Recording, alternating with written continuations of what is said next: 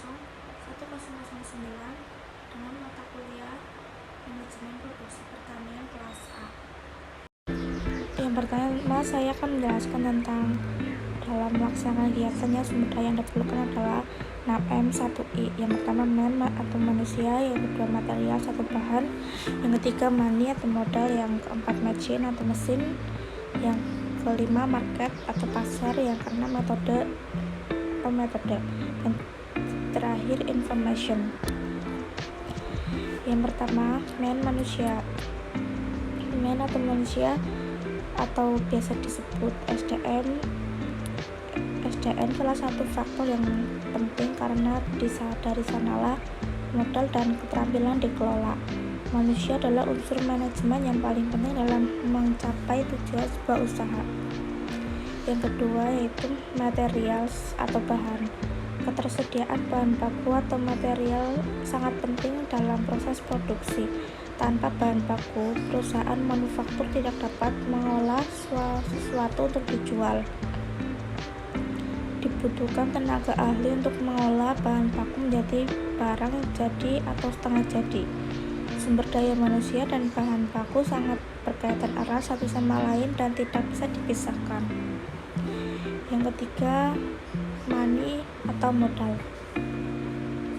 Perusahaan dalam menjalankan seluruh aktivitas sehari-harinya tidak akan terlepas dari biaya yang diukur dengan satuan sejumlah uang.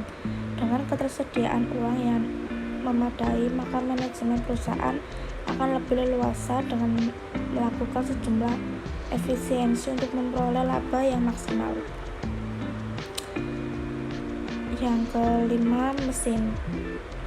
Untuk mengolah bahan baku menjadi barang jadi, tentunya membutuhkan seperangkat mesin dan peralatan kerja. Dengan adanya mesin, maka waktu yang dibutuhkan dalam proses produksi akan semakin cepat dan efisien. Di samping efisien, tingkat kesalahan manusia atau human error dapat diminimalisir. Tentu saja membutuhkan sumber daya yang handal dan bahan baku berkualitas untuk memperoleh hasil yang maksimal. Yang kelima, market. Pemasaran produk sudah tentu yang paling penting. Sebab bila barang ini produksi itu tidak laku, maka proses produksi barang akan berhenti. Oleh sebab itu, penguasaan pasar merupakan faktor penentu dalam perusahaan. Agar pasar dapat dikuasai, maka kualitas dan harga harus disesuaikan dengan selera konsumen dan daya beli konsumen.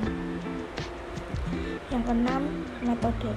Metode adalah tentang bagaimana mekanisme kerja dapat berjalan efisien dan efektif. Metode kerja yang sesuai dengan kebutuhan perusahaan dapat menyangkut proses produksi ataupun administrasi, dan itu memerlukan waktu yang cukup lama. Yang terakhir, information. Informasi sangat dibutuhkan agar hasil dari suatu hal yang dikerjakan dapat lebih sempurna. Suatu proses pekerjaan tidak akan berkembang dengan baik jika tidak bisa menerima dan menyaring informasi dari luar. Informasi ini dapat memberikan Anda masukan terkait hal yang diminati pasar dan apa yang harus diproduksi. Sistem operasi pada usaha gula pasir, random fluctuation. Yang pertama, peralatan rusak. Inputnya ada alat, bahan, tenaga kerja, dan modal. Proses konversi, output menjadi gula pasir. Umpan balik, harga yang ditentukan. Kategori sistem produksi. Pada produksi gula pasir ini menggunakan batch production, metode produksi di mana suatu produk dibuat dalam kelompok atau jumlah tertentu dan selama jangka waktu tertentu. Sistem manufaktur. Sistem manufaktur pada produk gula pasir ini menggunakan proses transformasi atau konversi keinginan konsumen menjadi produk jadi yang berkualitas tinggi. Pengendalian produksi. Yang pertama, pengendalian proses produksi. Yang kedua, pengendalian bahan baku. Yang ketiga, pengendalian tenaga kerja. Yang keempat, pengendalian biaya produksi. Yang kelima, pengendalian kualitas. Yang keenam, pemeliharaan. Perencanaan sistem produksi. Yang pertama, perencanaan produk. Yang kedua, perencanaan lokasi pabrik. Ketiga, perencanaan letak fasilitas produksi.